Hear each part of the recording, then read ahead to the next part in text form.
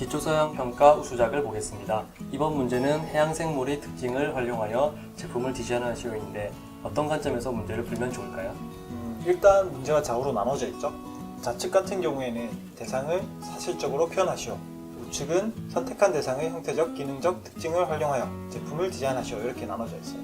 그러면 사실 표현 같은 경우에는 해양생물의 경우 일단 질감이 독특한 형태들이 많이 있겠죠. 그래서 질감들을 어떻게 평소에 관찰을 하고 기억해서 표현하느냐, 이게 중요할 거고, 아무래도 이제 물고기라든지 문어, 오징어 이런 형태들은 그 형태들이 가지고 있는 동세도 적절히 잘 표현이 되어야 될 것 같습니다.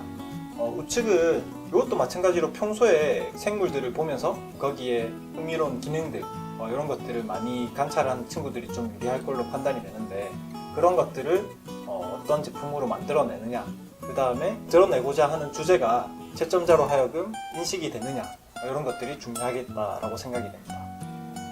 문제지에 해양생물 이미지가 없기 때문에 해양생물을 평소에 보지 못했던 친구들은 그리기 어렵기도 하겠네요. 그렇죠. 근데 뭐 서울대에서 예전에 조류를 그리는 문제가 나왔었죠. 그때도 이미지가 안 나오고 학생들이 기억을 해서 그리는 문제였는데 생각보다 다양한 조류들을 학생들이 기억해서 그리는 걸 볼 수 있었어요. 그래서 평소에 그냥 가볍게 볼 수 있는 것들을 좀 유심히 관찰해 보는 습관이 중요할 것 같습니다. 그러면 남들이 안 할 것 같다고 생각해서 어려운 걸 그리면 불리할 수도 있겠네요. 뭘 선택하느냐보다 그 소재를 어떻게 풀어내느냐가 더 중요하기 때문에 소재를 꼭 너무 특이한 소재를 하려고 하는 것보다는 기능이 확실히 보이거나 형태적 특징이 있는 소재를 고르는 게 유리하겠죠. 기초소양평가 우수작을 보겠습니다. 이번 문제는 서울대 디자인 파트 문제고요. 어떤 관점에서 그림을 보면 좋을까요? 우선 선생님은 여기에서 어떤 그림이 제일 눈에 들어왔나요? 저 같은 경우에는 두 그림이었거든요. 이 그림이랑 이 그림이었는데, 이 그림 같은 경우에는 불가사리를 너무 잘 그린 것 같아요. 제가 개인적으로 봤을 때. 그러니까 오른쪽보다는 왼쪽에서 제 시선을 많이 끌었고요. 이 그림 같은 경우에는 보고도 잘 그렸지만 오른쪽에서 기능을 한눈에 알아봤거든요.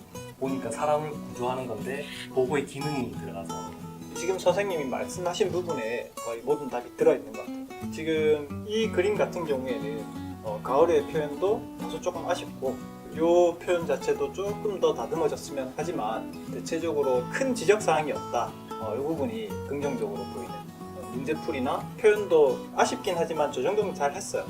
이 그림 같은 경우에는 좌측에 있는 사실 표현 같은 경우에는 좋았는데 오른쪽에 있는 게 잘 못 알아보는 사람이 많았던 것 같아요. 그죠? 네, 뭔지 잘 모르겠어요. 그래서 이게 지금 무드등도 되고 뭐 이런 건데, 그러면은 이 부분이 열려서 콘센트가 꽂혀 있다든지 그런 것들이 연출된 이미지가 그려지는 게 좋지 않았을까? 실제로 작동되는 모습이 보이면 더 알아보기 쉽겠네요. 그렇죠. 이 그림이 선생님께서 이게 잘 보였고 했던 이유가 작동되고 있는 상황이 이렇게 표현이 되고 약간의 부가적인 설명이 들어가 있었기 때문에 그렇지 않나 라는 생각이 들어요. 그 다음에 이 그림 같은 경우에는 그럼 어떤 차이가 있을까요? 우선 문어의 형태랑 기능을 어렵지 좀 가져가긴 했는데 기능은 확실히 잘 보이는데 모양이 저는 문어 같기도 하고 그렇다고 아닌 것 같기도 하고. 저는 이 물병 형태 이 부분이 좀 더 문어의 머리 같은 형태처럼 바뀌었어도 좋았을 거라고 보고, 그 다음에 여기에 있는 이런 형태들이 조금은 더 단순화돼서 정리가 됐으면 좀 더 이 작품이 좋아 보이지 않았을까.